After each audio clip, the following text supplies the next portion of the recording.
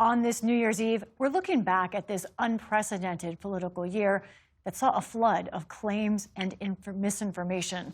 For the past 15 years, the fact checkers at the nonprofit PolitiFact have sorted through hundreds of statements by politicians to name the #1 lie of the year.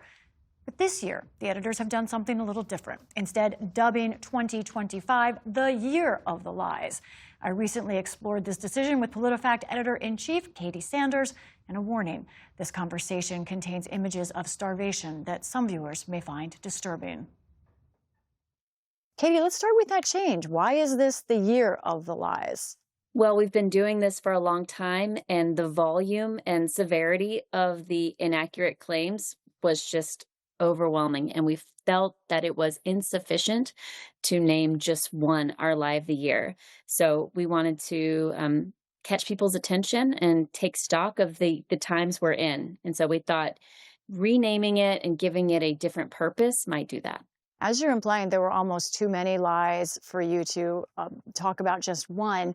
Many of them revolved around President Trump and his administration, everything from words about tariffs to the Venezuelan boat strikes. But we're going to try and focus on a couple here, starting with health misinformation.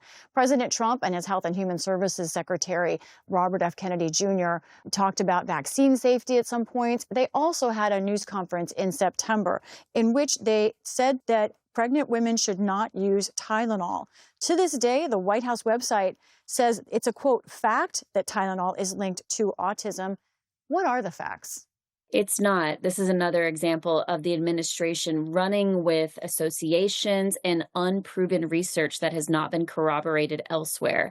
And what we've spoken to numerous health groups and medical professionals and experts since that September news conference who have stuck to what the research conclusions are, which is that this is one of the few over-the-counter medications that are available to pregnant women to manage pain during pregnancy. This one really stuck out in a year of countless statements about health and health policy that were not rooted in fact and created a lot of confusion, frustration among providers and patients on the ground.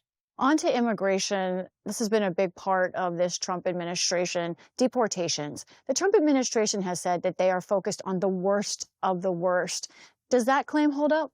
I think that when you look at the data, it is pretty clear that that impression is not reflected.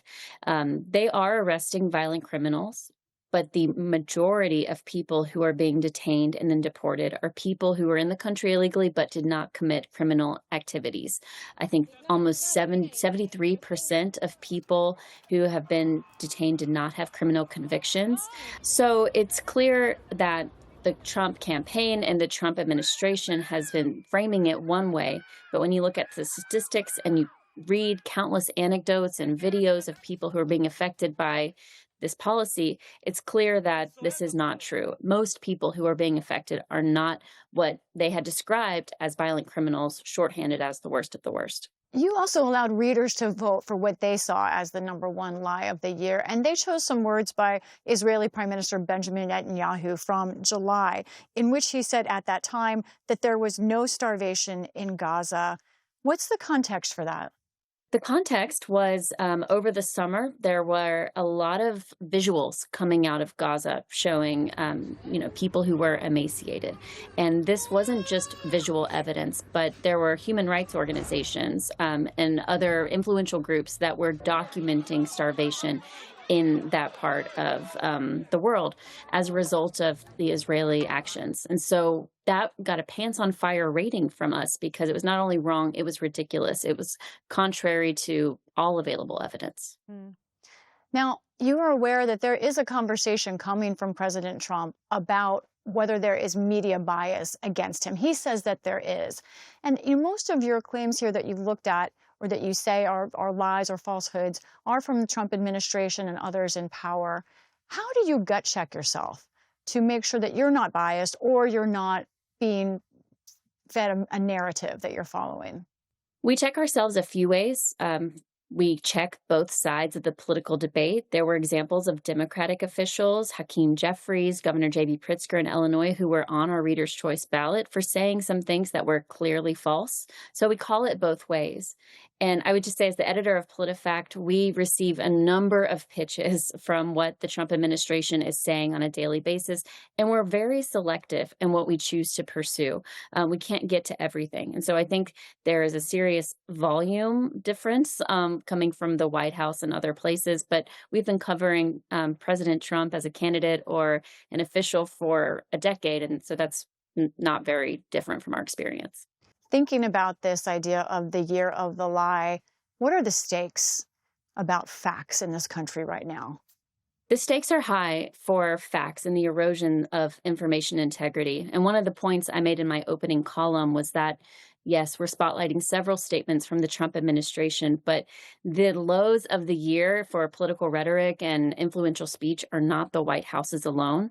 We're contending with a really fraught online information environment where AI slop is abundant, misleading, out of context narratives abound, and you just can't believe what you see. And we worry that people are too numb to the drumbeat of misinformation. They've tuned it out. And that is very dangerous, frankly, for us to be in. And so I hope that our Year of the Lies catches people's attention and reminds them why it's important to improve media literacy and pause before taking everything at face value. And this is why we're so happy that you're talking to us and why we will clearly pay attention to your work next year as well. Katie Sanders of PolitiFact, thank you so much. Thank you.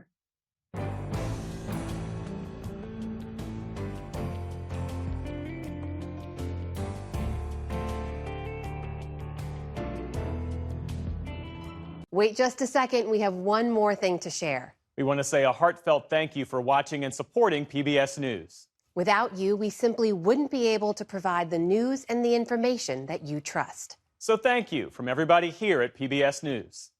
Support journalism you trust. Support PBS News.